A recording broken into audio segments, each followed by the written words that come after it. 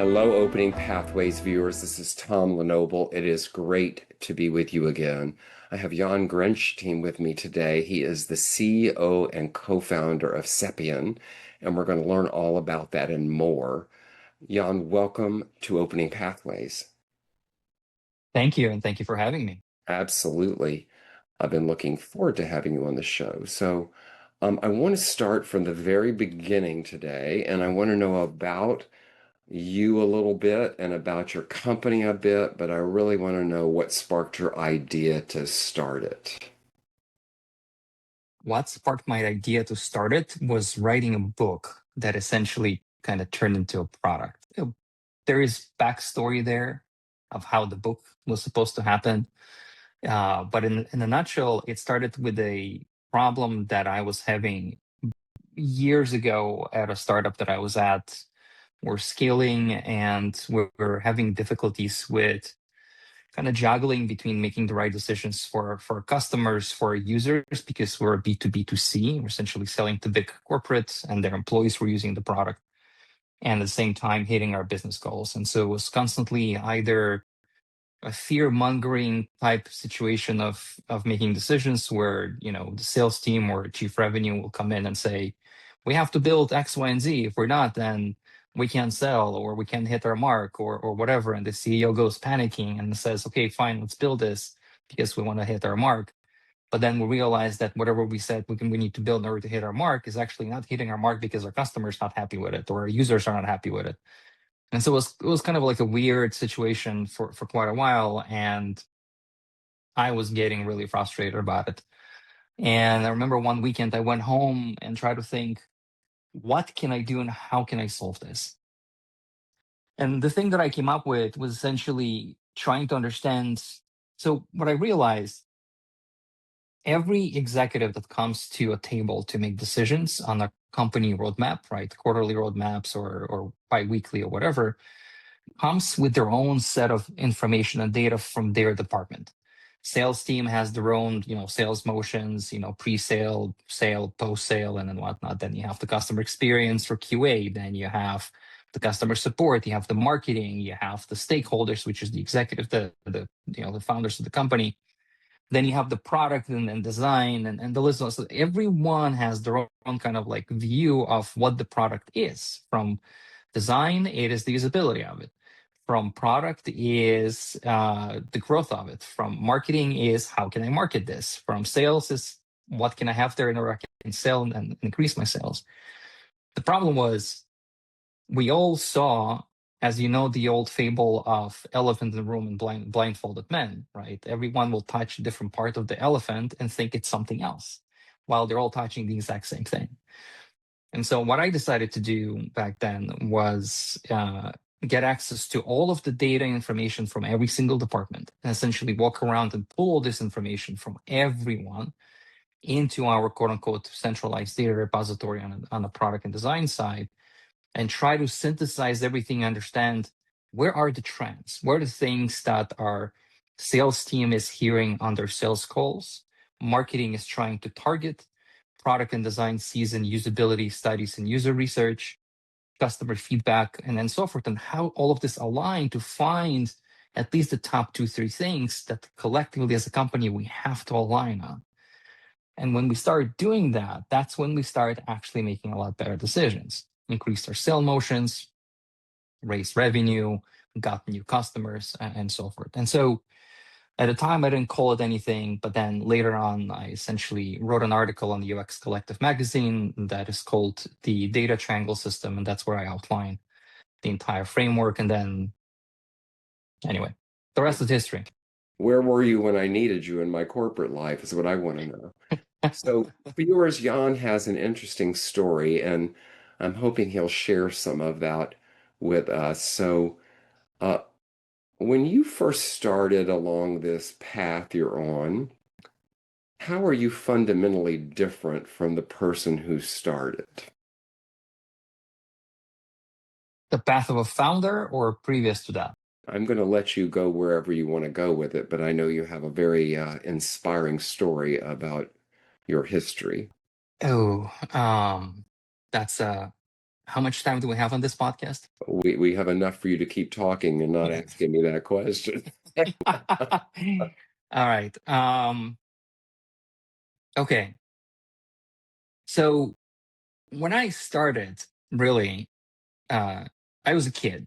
I wanted to be an artist. Well, I had this weird mindset where I was artistic, but at the same time, I was a little commercial, if you will. So I was born in Soviet Union, Ukraine side, and commerce was forbidden in Soviet Union. Everything was collective and everything was owned by the government. And so selling privately anything was basically jail time. Uh, and my first commerce, I guess, experience was I was selling fake bubble gums to kids at school when I was 7 years old. Why fake? Because I was getting contraband, illegal bubble gums from Poland through my parents' friends when I was a kid, and I would obviously eat them. But then I wanted to get some money so I could buy more. I didn't know how to make money, so I would create a metal tin form exactly how the bubble gum looks like, and then I'll put a Play-Doh in it, and it will melt overnight on the heater into exact shape of that form. Uh, and then I'll wrap it back in the wrapper, and I'll sell it to older kids at school. I'll get beaten up afterwards. I never gave the money back. um, but at the same time, I was always drawing, and I was always artistic. And so when we moved to Israel, I wanted to pursue a life of an artist. You know, I went through a fine art school. I got a diploma as an art teacher. The same time, I was one of those kids that went to two schools at the same time. I got my associate's degree in graphic design, which were before computers. Everything was done manually. Uh, and so my vision was essentially being an artist. That's what I wanted to be. And when I moved to Canada right after military and went around galleries with my artwork, they all said, amazing work, but New York, Paris, Milan, not Toronto. Toronto, we need a duck, or we need a moose, or we need so along those lines, because I was a serialist painter, not for the Toronto market. But long story short, that kind of diverted me into the web design and digital world, and then so forth. While I was doing my BA in architecture interior design, I dropped out to pursue web design because I just fell in love with it. And to your question of what made me different on my path was, at some point I had to leave Canada, and I'm not going to go into details of why, but I did. And I decided to go to New York. And again, not going to go into details. I became homeless in New York. And I think that that moment in my life, the first couple of weeks was brutal for sure. I was lost. I didn't know what to do. I never been in that situation, the kind of situation before. But I like to joke that Will Smith saved my life, even though I've never met him. I don't know the guy. I think he's a very talented actor, but I back in the day, you might remember in New York, they used to sell bootleg DVDs on the streets for like $5 or $4 or whatever. And movies for me always been kind of like an escape route when I needed to disconnect my brain and just kind of dive into something else and get inspired and then whatnot. And so I always loved movies. And I found that movie called The Pursuit to Happiness.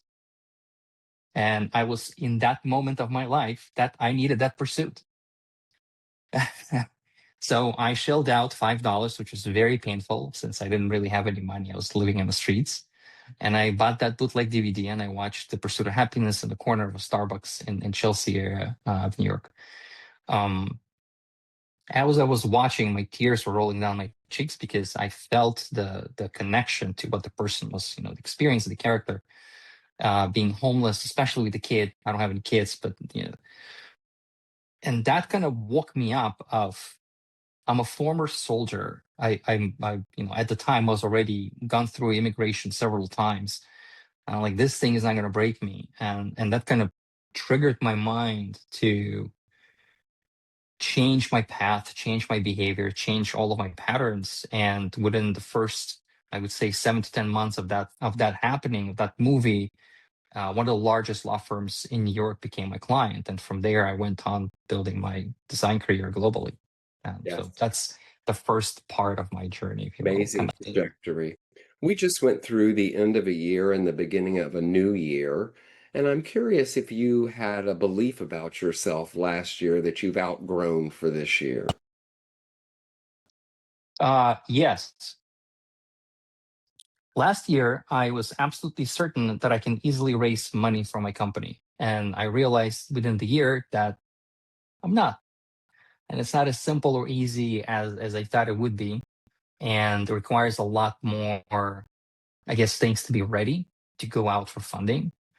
So yeah, I think that's kind of like the one thing that I've learned last year. And another question related to sort of this transition of years where some of us do work around it, some of us just mark it on the calendar, but it is a shift. Has life asked you to slow down in any part of it recently? And did you hear anything when it asked you to do that? um, yes, I last year was a crazy one, and I'll share a little bit why. Last year, so I moved from New York to San Francisco last year, around July. It wasn't a move that was like, hey, that's amazing, let's just pick up and go and live in San Francisco or Bay Area or whatever. A lot of these kind of came together from I would say necessities, if you will, unfortunate necessities. Building a company or building a startup, what I realized, I worked across startups for over a decade. I've never been a founder. I've always been, or most of the times, I've been the first design hire. And while I was really close to the plate of the founders, I've never experienced the pains and difficulties of the founder. And now I am, right? That's my first time being a founder. And what happened really is, as I mentioned, right, the thing that I've learned is fundraising is not as simple as I thought it would be. And it was a very harsh lesson that we had to sell our house. So it was a decision that we had to make, me and my wife. In addition to that, I also brought my parents from Israel last late 23 to live in the States and live with us. So that's another piece of my responsibility.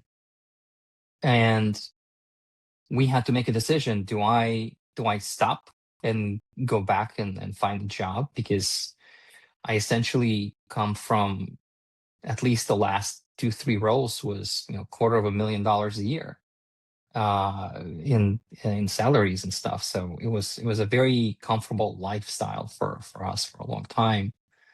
And then when I decided to become a founder, I realized that, well, we're going to live out of our savings for at least a year, yeah, or at least half a year or so, and see. And I'm going to build the first product. We're going to go out. It's going to be amazing. We're going to raise funding.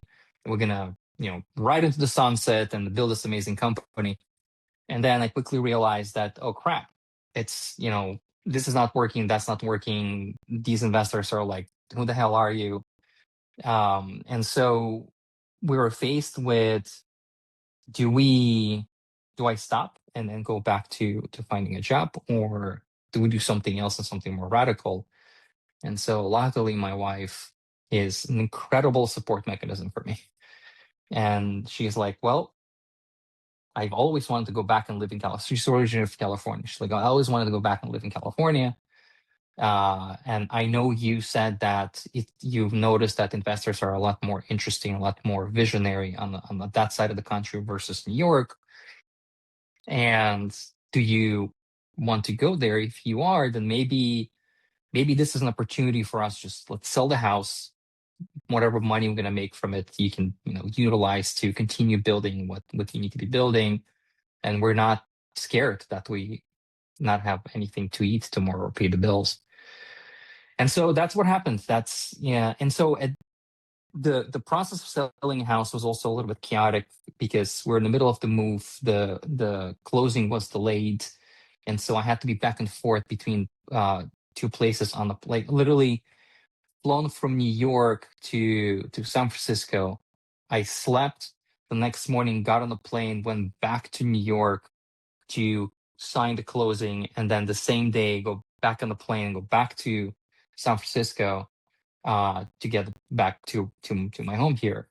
And so after all of this chaotic fiasco of the first, if you will, half a year of 2024 and what happened with our product and what we decided to do, going through a rebranding and restructuring of our product and completely re-engineering everything, the last couple of months of the year were definitely something that I'm like, I really have to slow down. Like I was burning out. I could not sleep. I felt like crap. You can see a bike behind me.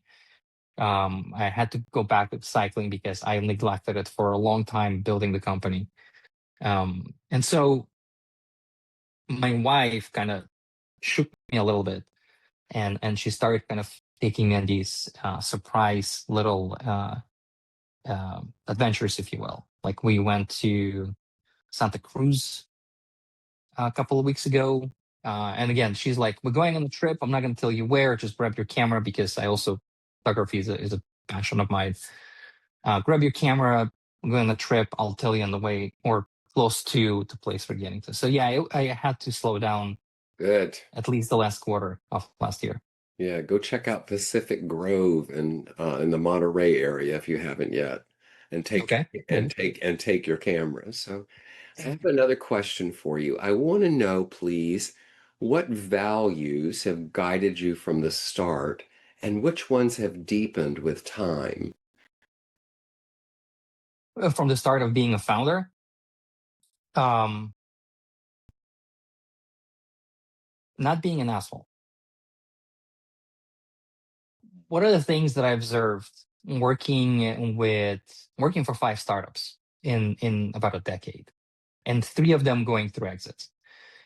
I noticed something interesting, and there is an interesting, maybe a trend. I'm not sure. The successful founders that I worked for and worked with, I always like to say that they have a tiny bit of a psychopath in them. Not in a bad way, right? Like not in a, I'm gonna go murder some people, but there's this um self-centered, of course, with self in love and whatnot. And there's this portion of being a little bit psychopathic. And when I went on that journey of being a founder, I kind of started to understand why, because there's this when people have this little portion of being a psychopath, they have a tiny piece of it being charismatic. People follow that, crazy. Um, I wanted to do things very differently, and so going along this path, I realized that it became even more ingrained in me. So there are several things that I wanted to do different than anyone else that I worked for or worked with. I wanted to be incredibly transparent with my team. This is something that I've experienced across most of the startups that I was a part of. Is no one tells you anything until everything is collapsing, right? And I think it's a disservice to the team not to know what's happening with the company, because if you know you're going to close your doors in the next 3 months, and I understand some founders might be afraid and not to share with the rest of the team, so the rest of the team continue working at the same pace and hopefully something will happen and things will turn around, they'll raise the next round or whatnot, and we'll keep going. But I think being transparent and actually inspires people to work harder rather than being shady with them a little bit. That's one thing. The second I thing, agree with you. yeah, the second thing, I actually experimented with that in one of the startups that I was a part of a couple of years ago. When the startup was running out of money and the founders told me about it because I was really close to them, I said, I'm going to share it with my team. And I don't care if you like it or not, because I want them to be ready.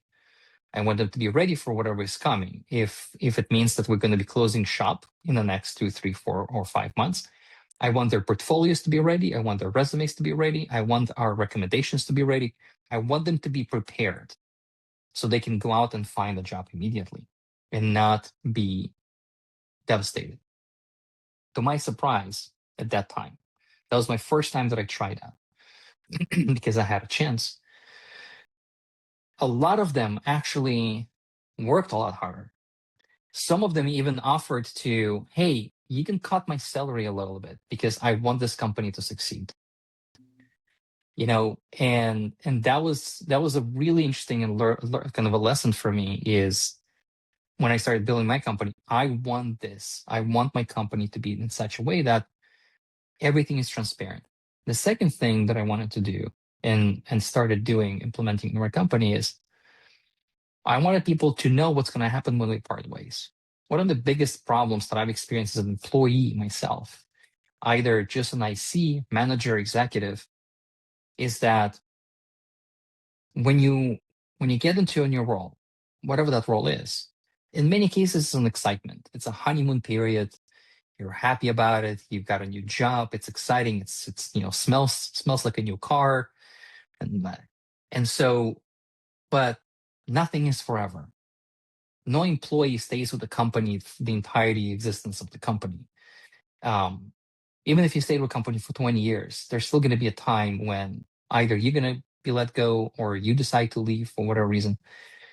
And I feel like there needs to be this, a lot of people like to sign up prenups with their spouses. In my opinion, I think it needs to be done at a business level as well. You have to sign a separation agreement with your employee as soon as you hire them, so they know exactly what's coming if they get fired for whatever reason, if they decide to leave for whatever reason.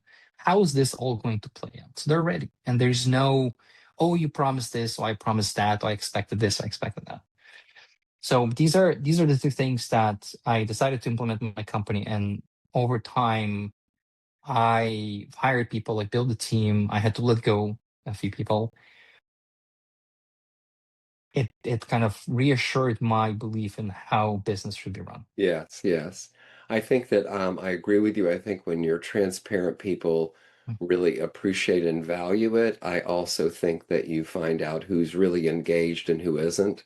And I think, again, I agree with you. There's nothing more important than a very clear employment contract so that everybody knows what happens in certain cases, that at least the ones you can forecast. Tell me this, as you've grown your responsibility here as the CEO and co-founder, how has your relationship with risk changed?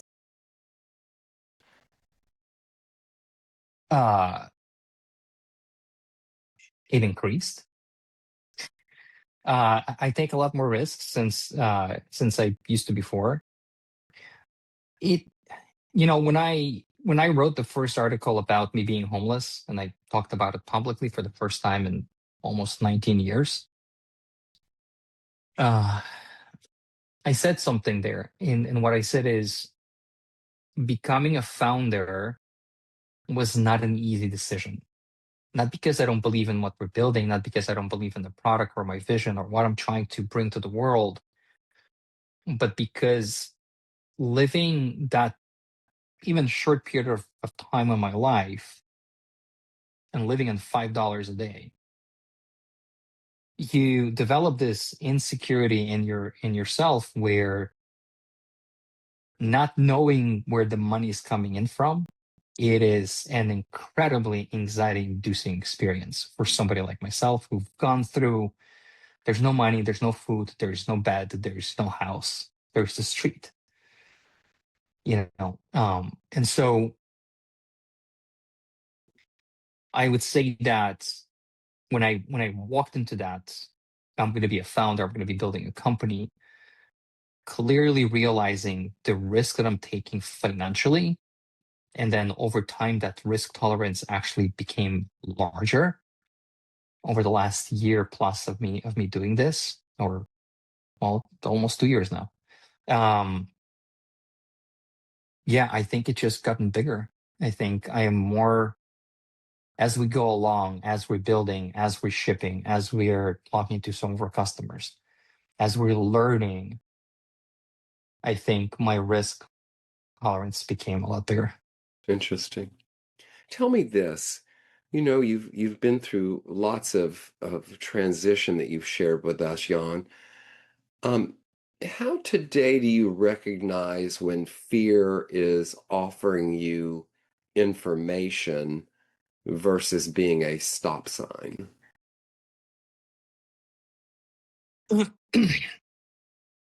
Nothing is a stop sign. Nothing. During the pandemic, I developed a fear of bridges, personally. And I used to bike to work in New York from Brooklyn to Manhattan every single day over Manhattan Bridge. One was one of my highlights. I did that year round for several years. I loved it. During the pandemic, because of the lockdown and being in one specific place locked for a very long period of time, when we started branching out of the house a little bit away from the house in late 20s, early 21, I started feeling this crippling anxiety going over bridges. It's a fear, but that fear is not something that, oh my God, I'm not going over bridges ever again. It's something that I had to sit down and figure out what exactly happened. Why am I afraid of bridges? What makes me so afraid? Where is it coming from? And there are several things that I realized. One is I've experienced a traumatic experience during COVID when I went on a bike ride.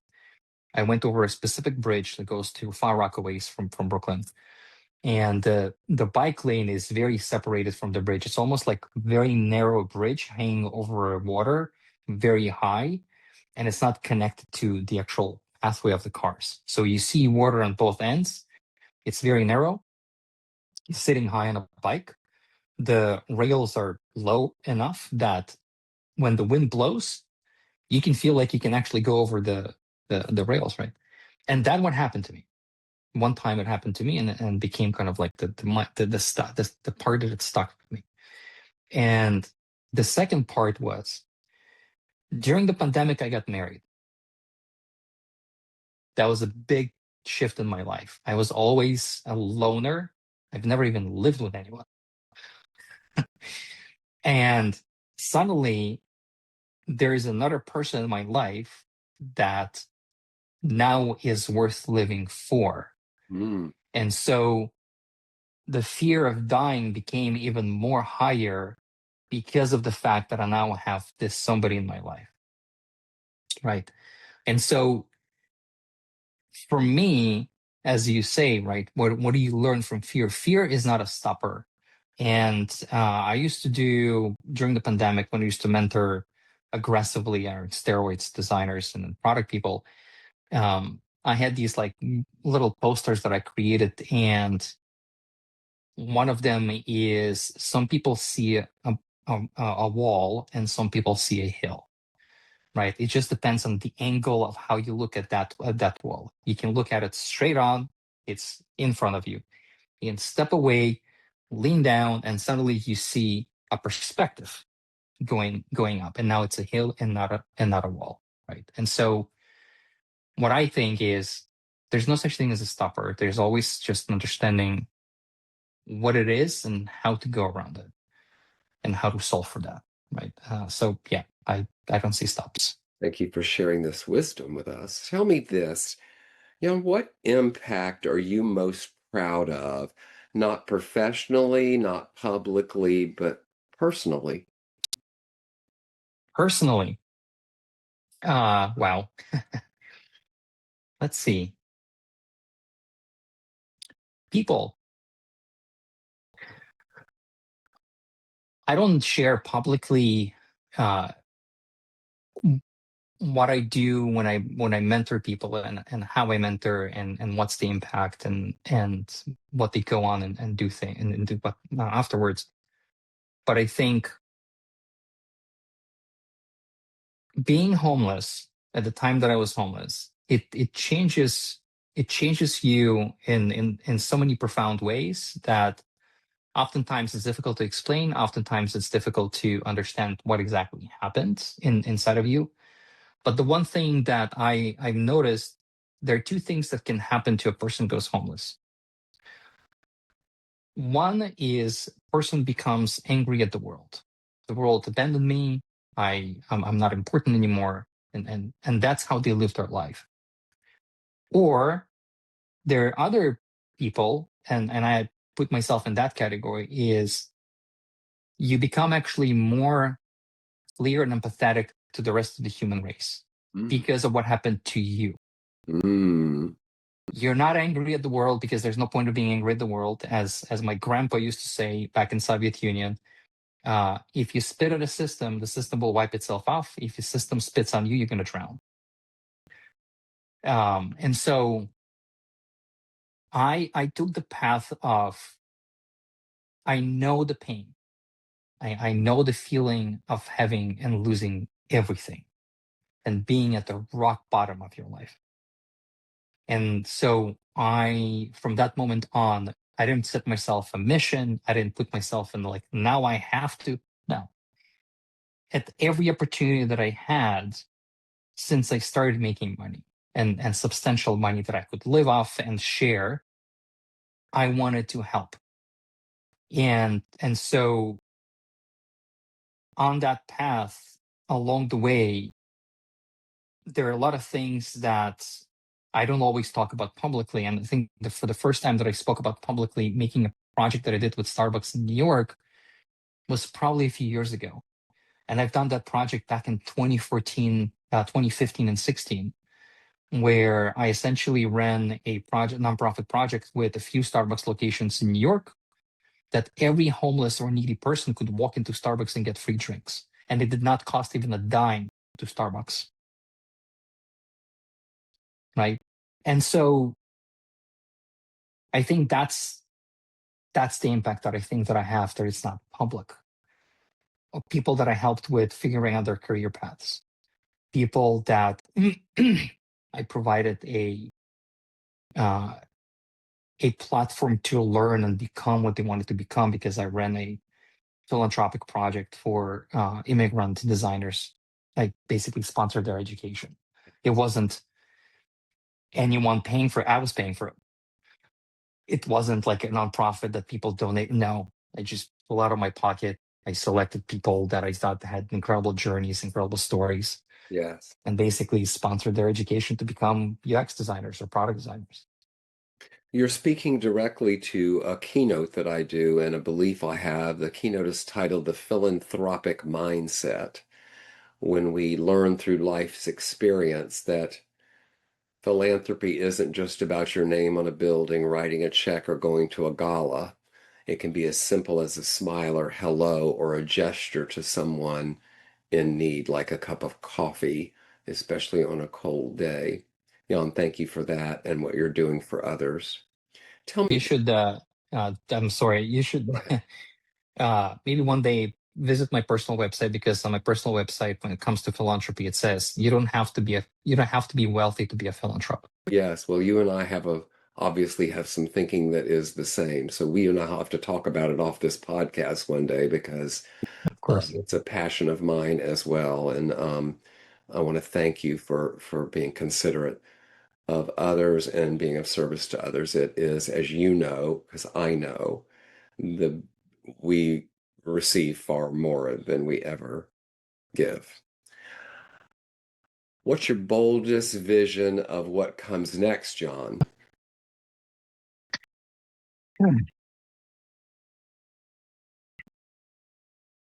I want to fundamentally change the way companies build products.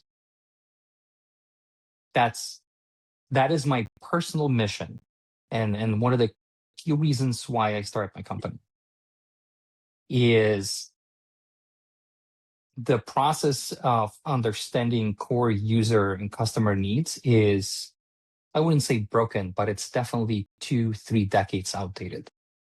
It's the same process that's happened 30 years ago with some slight adjustments and some small frameworks that were introduced into it. But the process is largely the same. And the process is concentrating only on a singular portion of it. And I don't think that's correct. And so, when I talk to some investors and they ask me sometimes, what's your take over the world vision? right? And I say that I fundamentally want to change how companies build and ship products, not because I think they're doing it badly. They're just doing it limitly. Is that the word? With a lot of limitations, I Limitation. think. Yeah. Like when you're building products and you're building products for a very specific segment of your customer, you're essentially abandoning another segment of your customer or potential customer without even realizing that. And I wrote an article about it years ago called "Design for Humans, Not Users," and that's kind of the fundamental principle. There is a lot of companies are concentrating on their users. That's why they're concentrating on user feedback as the kind of like the golden standard of what we need to build in our product. But at the same time, being in that space for so many years, you realize, or at least I realized, that there's a lot of people out there that actually need your product. They might not know it. They might not know that you exist, but they do need your product. And so when you design your product for your users, you're limiting the ability for your non-users to properly experience it and adapt it. Interesting. And so for me, understanding what your users need is a lot more important than understanding what your users want. There is a huge difference there. And that difference is typically discovered in a lot of research, in a lot of reading between the lines Hmm. of what your customers or users are saying. And in order to do that on a scalable level, you need to look holistically at the entire data set that's coming in through your company from almost every direction, every angle. And that's how you build products that, as Simon Sinek likes to say, that Apple has a strategy of infinite game and Microsoft has a strategy of finite game, right? And that's what separates them and their success of products, at least until today. I don't know what's going to happen with Tim Cook and going forward, what's going to be next. But I think there is a reason why there's some products or services for that matter that lived for so many years and have grown and became better and people adore almost to a cult following level, right? And there are products that are equally great, but they're not at that same level. And that's because most companies do not look at everything the way they should. Thank you, Jan. I have a final question for you before we close today. You've shared a lot with us. Thank you so much. If My your pleasure. younger self, a much younger Jan, was listening to this podcast, what would you tell him? Don't rush. That's the one thing. When I was younger, I wanted to I wanted to get to certain places really fast. I was always impatient. I think that's part of the traits of also being a founder. You're impatient, you want to do things. But when I started in web design, when I just fell in love with it and started designing and whatnot, within the first couple of years, I decided that I want to be an art director. Just that's it. I don't care which agency. I didn't have like I want to work for BBDO or Gray or Saatchi and Saatchi or any of these like conglomerates in the world. But I wanted to be an art director. I wanted to manage a team. That was like my mission, right? And I didn't set deadlines. One of the things that I teach and when I coach people and talk to them and mentor is don't set deadlines for your goals. Just have a goal. Doesn't matter if it's going to take you 2 months or 2 years. Just know where you're going and figure out how to get there. And so one of the things that I think I've done wrong, I at least in retrospect, looking back at it, is I did it too fast. I became an art director at the age of 27, and I was handed a team of 15 creatives.